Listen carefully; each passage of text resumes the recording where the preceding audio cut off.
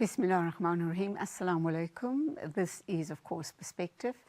And sitting here this morning, about to introduce my first guest, I kind of feel like a besotted fan. The woman in studio with me this morning is a real superstar. And I've been wanting to meet her for a long, long time.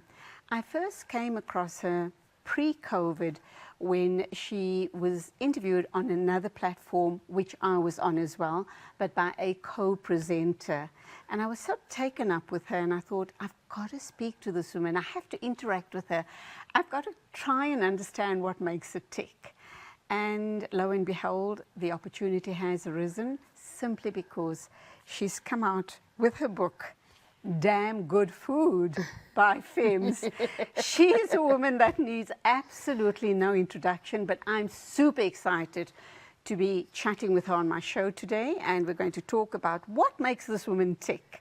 And did she ever imagine that her journey would have brought her to this point in having written a cookbook which is called Damn Good Food? But there's so much more to Fehmz than just the cookbook.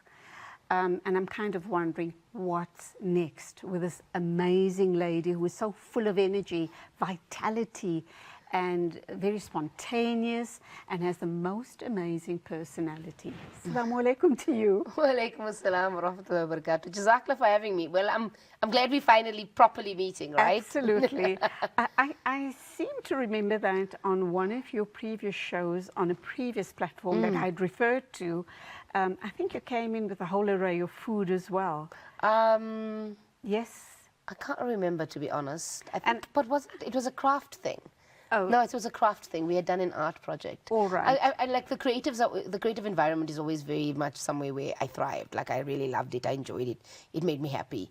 You know, food was always, I think, centered in my life. But I think that particular show, we'd done something craft related. Okay. Yeah. I think I've always associated you with food, damn good food for that matter.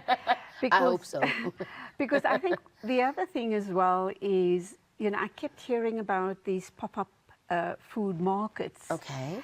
And the first time that I'd heard about it was very near the vicinity that we kind of frequent. And everybody was so excited about attending this event. Okay. And it just, to me, indicated that there seems to be a space, a gap in the market for these type of get-togethers, simply because it's a place where you know when you do go, you're going to meet lots of family and friends. And that landscape has changed as well. So pop-ups and these type of events draws people together, and you know that if you attend, it's going to be a day of socializing. Was that the intent when you started, and you still continue with your pop-ups? You're talking about halal goods markets, right? Absolutely, yes. So basically, I think the whole idea was I conceptualized something like halal goods market because in South Africa, I didn't find that we had a market that celebrated food and local business that was all halal. Especially food that's halal, because you would go to a market and you'd find one or two halal guys, you know, but you wouldn't always find a variety of it where you could really have choice to choose from. You would always have to go to either the samosa person or somebody else and say, you know, is it halal, is it not halal? And what I wanted to do was I wanted to take it next level, but I wanted to open it to everybody. So the biggest thing behind halal goods market was that it was never something that was just a halal market that would stay within one community. It was a halal market that would be for every community and for everybody.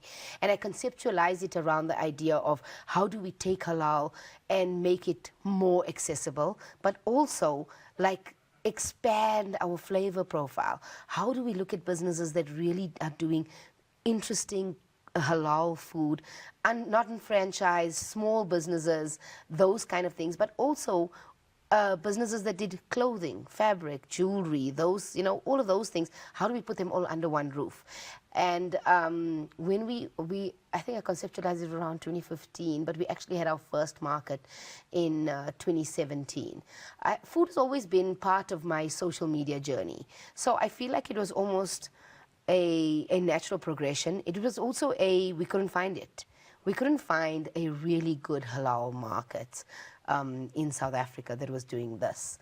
And I wanted to take all of my experience, because I come from an interior design background, but I specialized in exhibitions. So expos and stuff was something I knew how to do. So I wanted to take all of that experience, and I also worked with a lot of small businesses in my career. So I understood what local production and craft production and all of that needed to be. And that's when I conceptualized the halal goods market. In 2017, we held our first one in Kramerville in Sandton, and then we moved to our beloved. We moved to the city. We moved to the Fox Street venue. That's the other one that I remember. Look, I love the city, because what I love about those kind of spaces is that it's accessible to everybody. And I think what I actually miss the most is that we don't use the city enough. We don't go back to the city enough. And it's a shame, because it's such a beautiful space to be in. A CBD is it's the pulse of the country, you know? I think one of the reasons why people seem to avoid the inner city is simply because of the ongoing issues that makes headlines. Absolutely. Unfortunately, we've experienced the same. And the decay. But the area you had in Fox Street, that was an old warehouse. Yes. But you did tremendous, styling there. Yes. It was gorgeous. And also the type of food that was on offer was certain of the items were never tasted, seen of, or heard of before. Yes. I mean, we had people there doing food that they were doing it differently, and that was super important for us. We would have people just doing tacos. When last have you just had just Mexican tacos? Now you can say, yeah, I've just had it the other day. But in 2017, nobody could say that. You couldn't say I could just go and, grab halal tacos somewhere. You could just have somebody specializing in certain things. It was amazing. We had somebody come in and they did a whole Wagyu and Angus, and that was then. And now when everyone can find it. About Wagyu when steak. people didn't even understand what Wagyu was, right? Didn't understand. I think they just weren't exposed enough to it, Right. And I think that's it. So it was done then, and I think it really changed the face of how people did food and how people looked at food, and also how people experimented with food. It was simply amazing. I mean, just watching the way the evolution of this thing to come to now, and how people really push the bar. Because if you look at these food businesses that start now, they're really pushing the envelope. They're trying different things. They're presenting themselves in such beautiful, professional ways. It's something else. It's it's not your average flea market, And that must excite you tremendously. It does. Simply because you kind of think to yourself, it's my community. Yes. We focus totally on halal, and just look at the talent coming out of these halal markets, and look at the number of people that have grown from those spaces. So they come there, they offer they display and sell their goods, and a lot of them have had phenomenal success going forward. We're going to talk about some of those a little later on in the show, because I think you've been indirectly and possibly even directly responsible for people walking this journey of fame and fortune. How did your journey actually begin? And there has to be a driving force as well. Look, I think I've always been one of those people who's very excited about starting new things and developing things and putting these random ideas out there and saying, how can I get to it, But most of all, I'll be honest with you, it's social media. Social media did all the things. I got onto Facebook a while back. I was actually doing mocktail classes a very long time ago. I think it was 2009, 2010 maybe. Probably maybe 2010, 2011. And I used to use Facebook a lot, because at that time there was just Facebook, right? Instagram came, I think, around 2012-ish or something. And I used to use Facebook a lot to advertise and go, these are it. But in the down times, I ended up using that to share what I'm doing. Maybe I'm cooking this today, or I'm doing that. And I mean, food was very much always a part of my life. So when I would do that, I realized people wanted it more. So I started going, okay, wait, I need to separate the way I'm doing business. I can do Fehmz, just showing all the food things I do all the time.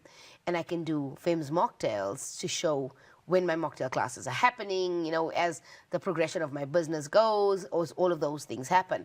And when Instagram came, I just literally continued, and I actually loved Instagram more because it was a very visual platform, whereas Facebook was more text heavy at the time. Absolutely. But Instagram became very visual, and a creative, when you're in the design world, visual is everything. You love the visual on all the things, and that was it for me. Okay, let's go for a break. Fehmz is my guest, and I'm so delighted that she's here.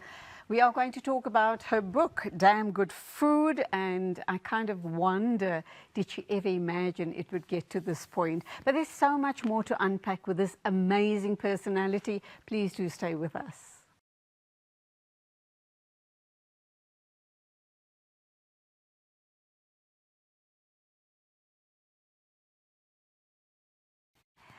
Damn Good Food is the title of Fehmz's cookbook. It's just been launched, and I've gone through the book, just the most amazing recipes in here. And I also want to make a reference to one of the recipes in here, but we will talk about it in a minute or two. What I also need to point out is that this is an amazing lady. She's achieved so much. And on her socials, just Facebook alone, she has above 300,000 followers. Is that correct? No. Facebook is not. Is that Instagram? Yes, okay. Instagram. But and what's the following Facebook is like on 100,000, Facebook? yeah. Okay, there we go, the correction. Facebook is above 100,000 and Instagram above 300,000. How does it make you feel? It's kind of crazy when you say it out loud. I'll be honest with you, there's never something where I go and I look and I go, this is the most important thing. For me, the most important thing is if there's one person who's tried a recipe and they're happy with the recipe, that's the most important thing. If there's somebody there who's enjoying the content that I'm putting out, even if it's just one person, that's the important thing. And obviously, I mean, it helps when you have a following that supports you. So for me, those numbers just go, oh wow, I have such an incredible community. The community who are those numbers, like, are behind every single name that is there. They come back and they comment and they message and they try the recipes. That means everything. But I always go, if I post a video up and one person, just one person, from however many watch the video and they try it and they enjoy it, job done, you know, service completed. The extras are bonuses. Okay, talk to me about your growing years, because that clearly has had a huge impact on who you are sitting here today. Yes. Your parents, Yes. and then of course later on your partner, your marriage partner. But what were those growing years like? I think for a long time I grew up very much not feeling accepted in a way, you know, like very much going, you're too much against the grain, you're too loud, you're too this, you're too everything else, and you're too different, in a way almost like you don't fit into that box that our society feels that we needed to fit into. And for a long time I tried so hard, and I think I got to a point where I just couldn't anymore. I just couldn't, and I went, you know what, this is never going to work out. I'm just going to be as loud as I can be me, you know, and I'm just going to do it as me as I can be. And that for me changed my mindset. And I didn't come from a home that necessarily pushed me to it, but I think they felt the pressure of going, my kids are too loud and too different. But in our home, it was always, we were all loud. So it was normal, you know. We were all loud. When we'd get together around the table, we were all laughing, we were all having a good time. And I think I really enjoyed that, but I think I didn't appreciate or understand it enough until I stopped letting society dictate what I was supposed to be or how I was supposed to be. Because when I stopped that, I actually appreciated my home more. Because it's so hard when you almost feel like you're fighting against some kind of grain. And I think a lot of times we all feel like there's something that we are meant to fit into. There's this box that we're meant to fit into. And when you are the, you know, they call it the outcast. So when you're not that, when you can't fit into that box, you feel very much removed from it. You feel judged, you feel all of that. And I think, I always want to say, I think I had a quarter-life crisis at 25. And I just went, I'm done. I'm done trying to fit into that box. I can't do it anymore. I'm over it. I'm just going to live life large. And when I did that, my mindset changed.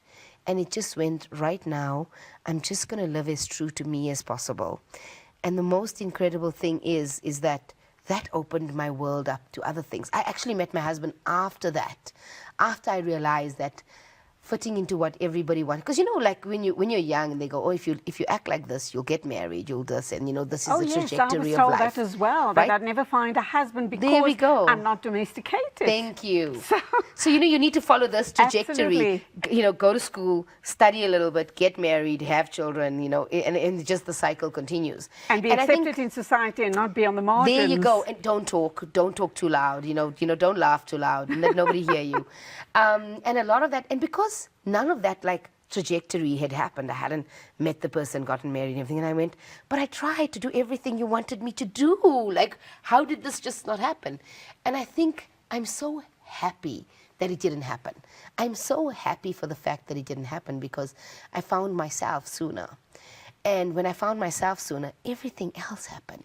And it's glorious. If you had followed the normal trajectory, I don't think I would be here. You would have been stifled. I feel like I might have been. I don't know where I would have been, but I can say that I'm grateful for the fact that those things didn't happen because where I am now is the happiest I'm at, you know. I'm glad for where I am. Before all of this happened, okay, you started socials way back in 2012. After I got married, though. Okay. I got married in 2009. Right. I met my husband in 2009, and I'd only started my socials after that. And the type of encouragement you got from your husband, and, you know, when you talk about 2012 and socials way back then, yes, it was just kind of picking up. Yes, yes. So social media was just kind of starting then. Yes. People didn't really understand it. And I'll be honest, in our community, there were very few of us who were online. I mean, I remember it was myself, it was Nakia, it was Saliha.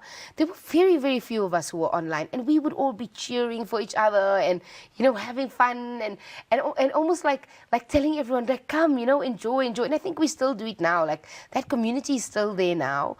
And we were very excited every time somebody would do something on social media because it would be posting this or posting that. But at that time, Instagram was picture only. It wasn't even video. And I think that as these social media platforms came and TikTok came in just before COVID and all of that, and video started changing the way the game was, that really changed it for me. Because for me also, when I started, because I used to always show what I made, but when I could do, actually it was Snapchat that changed, because Snapchat used to start doing videos, and that's when Instagram started doing Instagram stories, and I used to start showing the process. So if I am making, I don't know, garlic rolls, I'd be like, here's the roll, here's the butter, here's the thing, you know. But what is amazing is people loved it. And that for me was when people change, when things changed for me, the way people reacted to the information. And I realized people don't necessarily want just the end product. They want to know how to get to the end product. How do I make it so that I can get there too? I don't just want to read the recipe. And my husband, because I was trying out different cuisines with him, that ended up being like my playground, you know, like, oh, let me try something different. Let me try something different. And because his flavor palette is so different to what I had at home, because at home we may have mainly like Indian food or something like that. My husband would be like, let's try something different this time. Let's try a different cuisine. It really changed the way I started looking at food and started understanding flavor profiles. And my poor husband, every time I have an idea, he's so much just, you know, husbands are your free labor, right? You're basically marrying the guy as like, it's free labor sometimes. The poor guy has to go along with all your ideas. He obviously supports you 101% all the way.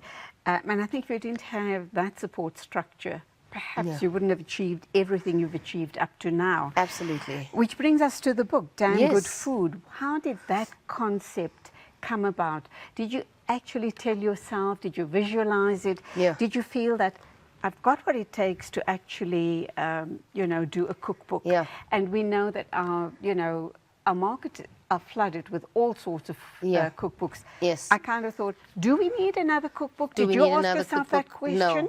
You didn't? No. You were quite... I didn't want to do a cookbook. No, I'm kidding. Oh, how did you get here then? Okay, I want to be honest with you. I never thought that I would do an actual cookbook. There was this thing in my head that went, but if I'm on socials, why do I need a cookbook? Like, everyone can just follow the recipes, right? So I was actually approached by a publisher at one time who said that they were going to they wanted to do a cookbook. And I chatted with them and I said, Imagine let's a publisher approaching you. Yes. Normally it's the other way around. You've got I to go actually knock had no on idea doors. it was the other way around. You've got to knock on doors and say, I Really? have this. Yes. Oh, wow. So I think in my head, because in my head there was never an idea that there would be a book. I didn't understand the process of how it works. So I did have somebody come to me and say, listen, we want to do a little book. And I thought about it and I thought, okay, you know what, let me see. It was just after other cookbooks were coming out. And I thought, well, okay, let me think about it. But it was supposed to be like this small little book. And I thought, okay, well, let's see what happens. And then I got another email from somebody else. And I looked at it. Another publisher. Yes. Okay. That I got another indicates, email from an obviously, incredible that publisher, yes. your fame has really reached all corners of the country And and you know, the funny beyond. thing is, I would think, but why would they want to do a book? Like, I have such simple recipes. In my head, I'm like, these are such simple recipes. Why is there a book? Okay, we need to go Yes, for no another problem. break, and when we come back, we're going to focus on the book and so much more. Fehmz is my guest. She is not only an influencer, and as you heard those numbers, I think it's now reaching almost the 500,000 mark regarding her followers. And of course, that has all resulted in this amazing book called Damn Good Food. It's exactly, the title of the book portrays her personality. We're going to talk some more right after. Please stay with us.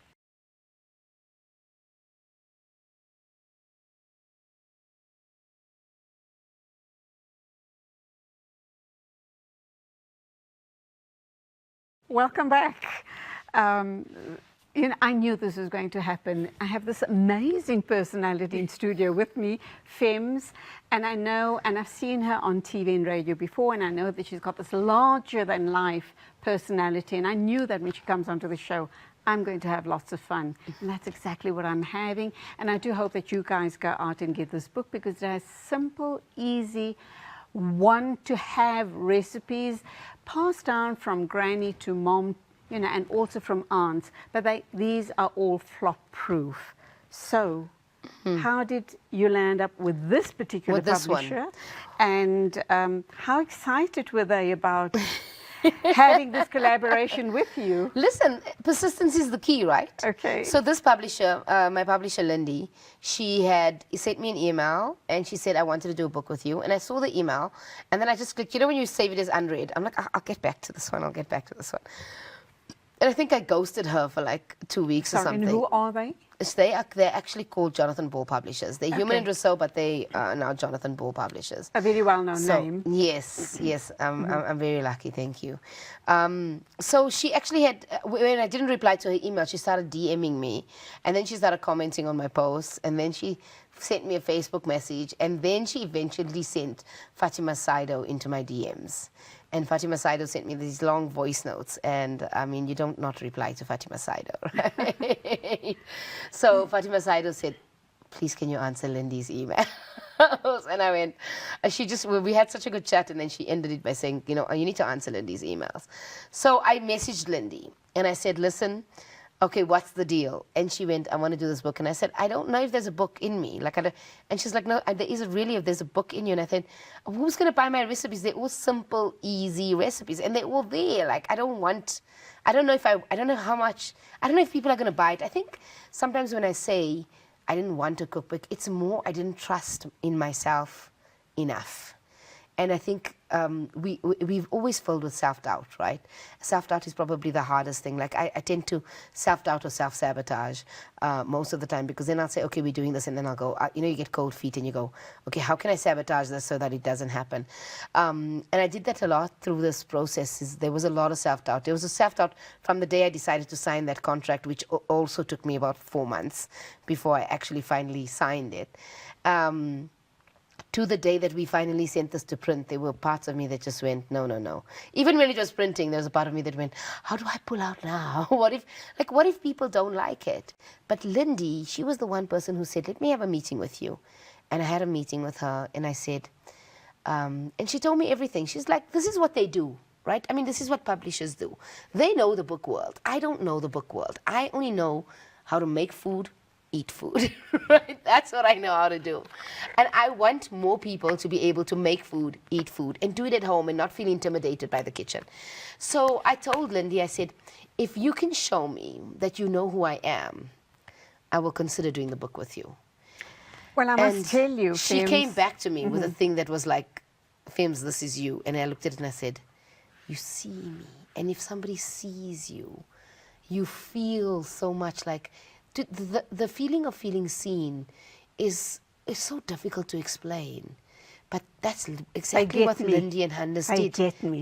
Yes. So Lindy and Hannes is the creative director. They really understood who I was. Well, when I looked at the book, you know, I've never met you before, but I've heard you on radio a couple of times. I saw you on TV. Okay. And looking at the book, I said to myself, without having met you, this is Fehmz through and through. Colourful. Yeah. You know, out there in your face, and it is so beautifully colourful and beautifully illustrated. And the good news is that the technical producers do have all the visuals. So as you and I are speaking, a lot of those visuals will be flighting on air as well. Through this process of the self-doubt, who were the, you know, besides your publishers? Yes, personal people, just him pushing you I'm not along. the kind of person who tells people about projects until they're actually on. So the only person I had to like bounce everything off was my husband, and going, even before I said yes to Lindy, I showed him what they showed me. And he was like, that's very cool. And he would be the sounding board, and he would be everything. But when we started putting recipes in the book, I told my family. I would tell my mother and my sisters. I can't tell you, this year has been just, it's been transformative for us even as a family. They are the most supportive people ever. My sisters have been to every single launch. Wow. They've come to everything. They've supported me. They've carried my stuff and my phone and things I've dropped. And they've asked me, like, while I'm busy signing books, if I needed something to eat or drink. And my mom's been in the audience. My dad's been calling me and saying, like, it's been such a family experience. But even when I put recipes in there from my aunts. It's also something to be truly proud about, because it's a huge achievement. I didn't so realize. Congratulations to you and to your publishers and all the people in your family that have supported you through the process and have made this possible. You know, this is now reality, this book that's on my lap right now. You know, when I first saw the book, I went, whoa. No, we actually did a book. Which is the most favorite recipe in the book? And going through the process, did you try and test each and every recipe before it went? No, we didn't try. We did it. The rule that I'd had was every single recipe needed to be made by somebody other than myself before it got into the book. So if you even open the contents page, it will say there that the food was cooked by myself and Tani. Tani actually did most of the cooking. She needed to take the recipe, read the recipe, and make the food. And that was it. Like, when we were shooting for this book, we had to test every single recipe. And that was super important. Even, like, there's my aunt's recipes in there. I sat them down and I said, can I share these recipes? And they were like, yes, yes, yes, yes, you know. And even those recipes, Tani cooked every single recipe. And the days that I was able to be with them and cook with them, we would be eating that food. It's so good afterwards. I must tell you that I've tried anti-Roshan soji. Yes. And it is the best ever that I have tried and tested and tasted. So my compliments to her as well. Thank you. The actual trying the recipes, cooking the actual food, you know, photographing it and, you know, putting it into sequence, etc. Yes. How long did that process take? So that was a whole team that came together. So they took, I think it was about 2.5, 3 weeks for the shooting. So that's just cooking every recipe, taking pictures, because I really wanted pictures for almost every recipe. I think there's probably 2 recipes in there that don't have a picture, and that's the samosa fillings. But almost every recipe in there has a picture. And I think that altogether that was about 2.5 weeks where they cooked, they shot, they edited, they did all of that. And then the manuscript was probably a month and a half after that, because once you've tested out the recipes, because I'm a Hoya, right? Gooi a little bit of salt, gooi a little bit of this. So Tani had to go, what is gooi a little bit of salt here? Oh, it's half a teaspoon, because she's testing as she's doing it, right? And that's what I had to do when I went up, because I went up for 2 weekends with them, because with my kids in school, I couldn't spend the whole time with them, so I would fly up just for the weekend. And I would cook with them, and we would have to write the exact measurements of everything. And we'd sit there and we'd change, like we'd edit what would make sense. And putting that together, I think, funny enough, I think the shooting was probably the shortest part of the book. The manuscript, the typesetting, the design of the actual book, and also the setting of chapters, right? Because what are we making per chapter? How are we setting them up into chapters? Which recipes come first? That was the longest. That was absolutely the longest. What is the learning you got out of this episode in your life? The signing of the contract, you decided Yes, to go ahead, yes. signing of the contract, and then working very closely with your publishers. Yes. What was the learning and where to from here? Because Yes. you've truly almost reached a pinnacle, Yeah. in your life as an influencer. Okay. So how Interesting you was all say that. and what's next? So that we'll leave for just now. Yeah. So look, for me, my dad would always say, if an opportunity comes, grab it and you'll figure it out afterwards. And I think with this one here, I was afraid of the opportunity, but I didn't necessarily say no. I took it on.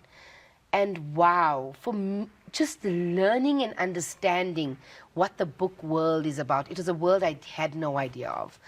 I have learned so much about how things work. I don't think I would look at not just a cookbook. I don't think I would look at any book the same ever again, with the work that goes into for any author to put a book together. And on top of it, when the book comes, to watch the process of getting this book out there to people, to talk about it, that sort of thing. It's a whole journey. It's a super, super journey. And I also think that having a team that understands you and that you really gel with, it stands in your favor when you're doing this, because I had a super team. The team at Jonathan Ball, Lindy, Hannes, Tani, Donna is the photographer. I mean, I feel like she made those pictures jump off the page. Absolutely. She's so good. And they've been amazing. My publicists, Shakti and Miriam, they've been incredible. So the whole team, the whole Jonathan Ball team together, if you've got a good team with you, it's amazing. And if you've got a good family supporting you, I mean, I don't know how my husband is doing it, but he's managing the home, the children, the everything, Wow. while I get to do this thing. And this is my little dream, right? Like, when you're a kid, you never think I'm going to have a book with my name on it. And this is, I mean, it's an actual thing. And to have a family who says, go, go. We're here behind you and we're cheering on for you. It's something else. And then to have a wider community, the social media community, who's there going, hey, babes, we love you, we're buying your book.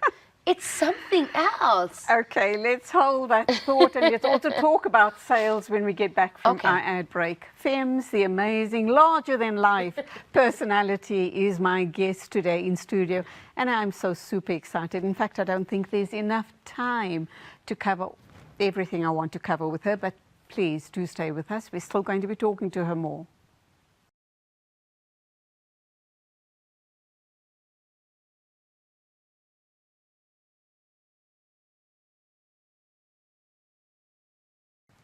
No fuss, no pretense, just damn good food.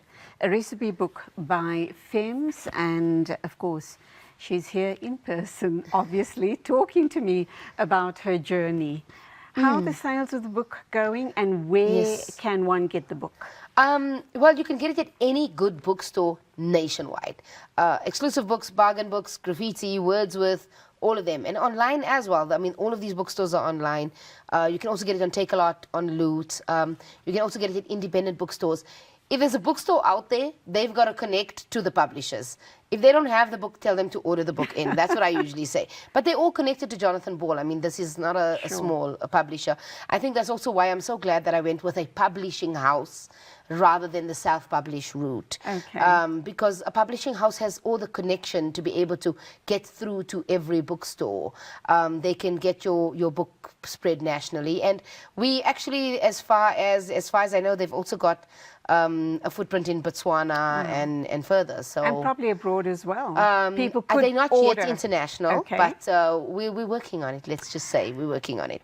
And we're lucky enough. I'm super grateful. The community has been incredible, super incredible. We've sold out on our first print, and it's going into a second print. Yeah. You do know that your reputation precedes, I mean, who doesn't know who is Fehmz, with the type of following you have.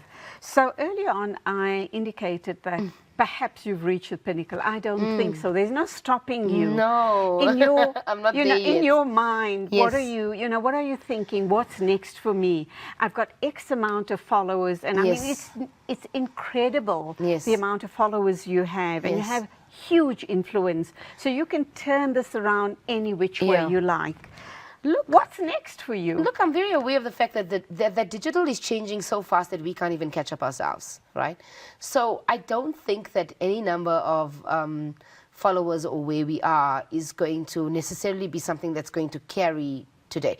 Today I may be on 300,000. Tomorrow 300,000 is tomorrow's 10,000. It means nothing to another one. For me, the most important thing is that I always want to stay true and authentic to me.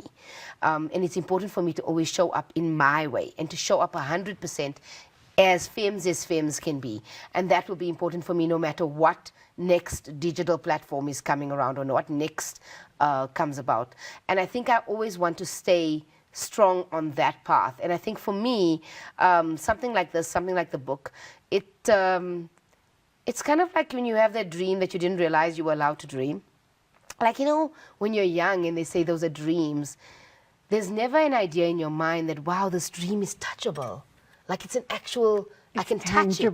Yep. So I think that for me, it's kind of crazy. But it also just shows me that it's not impossible. And I think not impossible means that I need to now keep dreaming, and I need to set the next goal, and I need to set the next thing. And that's how I am. So what's the next thing, the next goal, the next dream? I mean, alhamdulillah, you've achieved so much in your life. And I think you are quite a role model in our community. And I think a lot of young ladies, aspire to be like you, to achieve what you've achieved. Is there space? Is there room? Because we see lots of budding influences in our community. Yes. But it doesn't have to only be about food. What are the gaps you are seeing in the market that you believe our people can own those spaces? So I think you're right. I want to actually just pull up on that as well, in that I think people get a misunderstanding that they see something else and they go, okay, I want to go for that. They don't see something and go, I can do me as big as that can be. They go, I want that. And I always want to say this, find the thing that resonates with you and then take that thing further. What is that niche for you? I don't know. What is the next niche? I don't know. I don't think food is going to go away. Food is something that nourishes the soul. It creates family. It creates bonds. It creates all of those things. And I think those are important things that will always be around. But I think there's enough space for every single one of us out there. The more social media grows, or the more every one of us grows, there are new social platforms that are going to keep coming out. That's how the digital world is, right? And the best thing you can do is embrace it. And the other best thing you can do is kind of evolve with it, change with it. Just take it in and don't resist the change. Just enjoy it. Like, let it come and see and figure it out and stop overthinking. And I think a lot of times, I can't tell you exactly which niche of which industry is lacking right now, but I think there is. There's a lot there. I mean, I was watching something now where, I think it's called Ummah Tech. Ummah Tech, to talk about tech within the Muslim environment, that is such a good niche because we don't talk about it enough.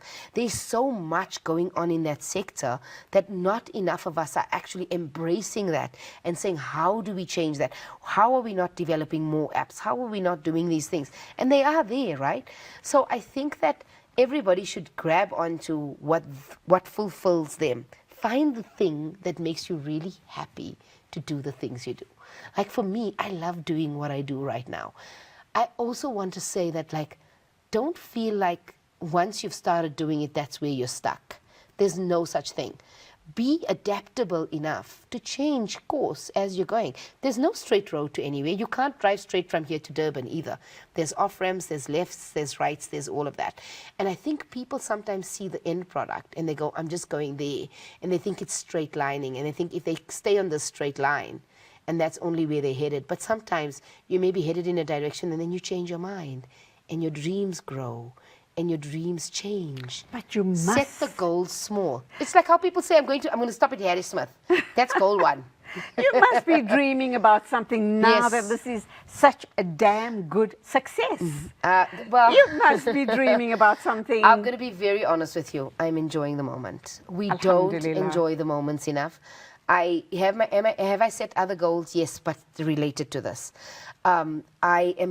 We don't stop and just live in a moment at times. And that's what I'm doing now. You're a wife and you're a mother. Yes. It seems as if you have a very, very busy life. Yes. And you're very caught up in your life. How do you make time for your husband and your children? There is absolutely no balance, Auntie Julie.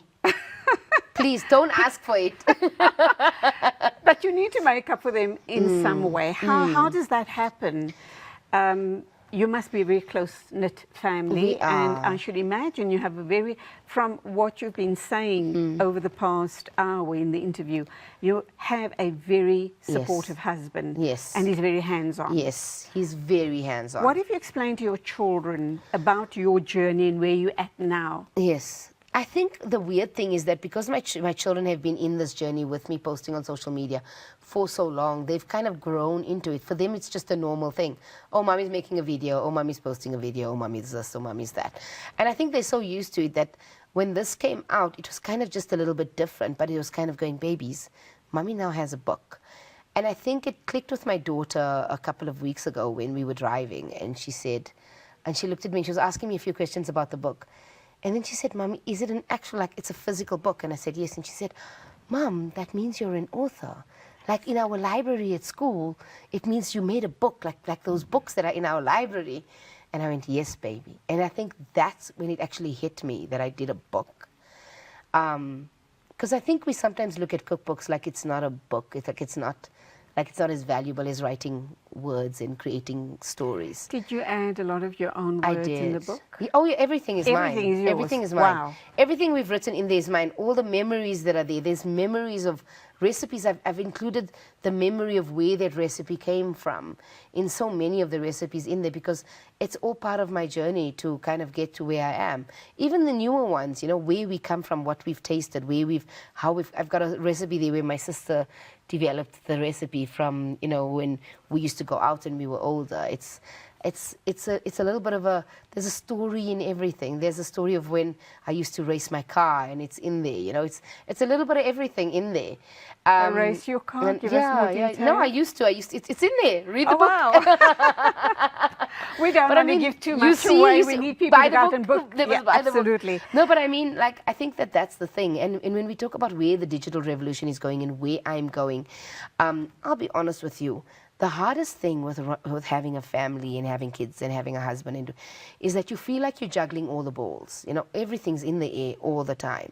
And mum guilt is a very real thing, especially in our society where we are meant to show up for things. Absolutely. So do I extra show up for some things? Yes, before I came to studio, I was at my child's school doing stuff for her school, you know. But, I mean, by the time it'll be different. But I try to make sure that I take time to sit down and we eat a meal together and we talk and we catch up on our day. And that is and the phone goes down. Quality family time. It's one of the things that are very non-negotiable at our house. Going forward, you've written a book. We've got to wrap up in a minute. You've written the book, the cookbook, and you know your profile on all the socials is about food. Do you believe this is your life's journey, to be involved with food and in the food space? Forwardly. I'll be honest with you, right now, this is my happy space. MashaAllah. So I don't know where I'm going to be in 5 years, but I can tell you right now, I absolutely love this and what I'm doing. Very quickly, your Yes. message to all your followers Yeah. and people watching the show this morning. If I can do this, you can do this. If I'm able to do this book, and if I'm able to have this much fun and find the things that make me happy, you can do it too. And if any person can see anything, they should be able to see themselves in me, that they have the ability to do this too. So basically what you're saying is believe in yourself. yourself. If you can dream it, Yep, you can do you it. can, absolutely. The Absolutely. amazing Fehmz in studio with us talking about her book. What an achievement. Damn good food, and I urge you to go out. It is so beautiful, it's so colorful. You must have seen all the slides on air, on the screen rather, and she does say they flop-proof recipes. Thank you for watching, and I can't wait to get talking to this amazing young lady when she embarks on her next adventure, and I'm sure that it's just around the corner. Till the next time, as always, Assalamu alaikum and Khuda Hafiz.